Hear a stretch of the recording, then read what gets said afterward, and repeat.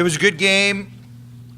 We knew that it was going to be a tough game. Throw records aside, we've played these guys enough over the last 3 years that all the games are tight. You know, we beat them 8-2 to open the season, and it wasn't really an 8-2 game. It was 2-2, 3/4 of the way through the second. Then we scored 3 goals in about 37 seconds, 40 seconds to open the game up.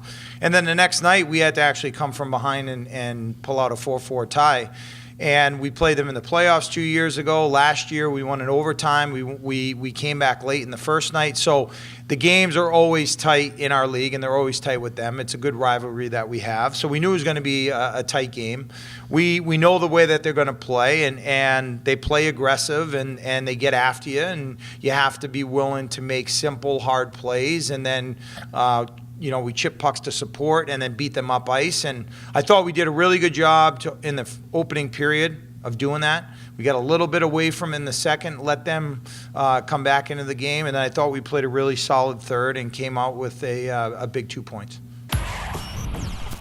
We did a good job defensively, which allowed us to create transition, which allowed us to get on the attack. And like I said, they play really aggressively. So if we did a good job with our gaps and funneling back, we were going to create turnovers. And then we've been working a lot on creating the turnover, but then attacking off it. And I thought we did a good job. We created some good odd mans, and their goalie played really well. There were still opportunities I think we didn't finish off, that we have to get more confidence at finishing off. We have to, Peter's goal was a great example of we're working on staying at the net, stopping at the net, having that second wave come to the net. So if we get a shot and there's a rebound, we're not skating by it, we're staying on it, and, credit to him. But, the other thing I like about Danny's goal is we played right through the end of the period, which is something that we talk about a lot. And, 1 second left, Danny wasn't even looking at the clock. He was just playing it out, and he ended up getting it on net. And that's obviously a really big goal to end the period. That's a demoralizing goal for the opponent, and it's an uplifting goal for us. Well, there was, I think, 10 seconds left on the clock going into that face-off. We lost it, but the puck went around, and Neil made I think it was Neil or Barrett, made a really great hit on that half wall, and the puck just came to me.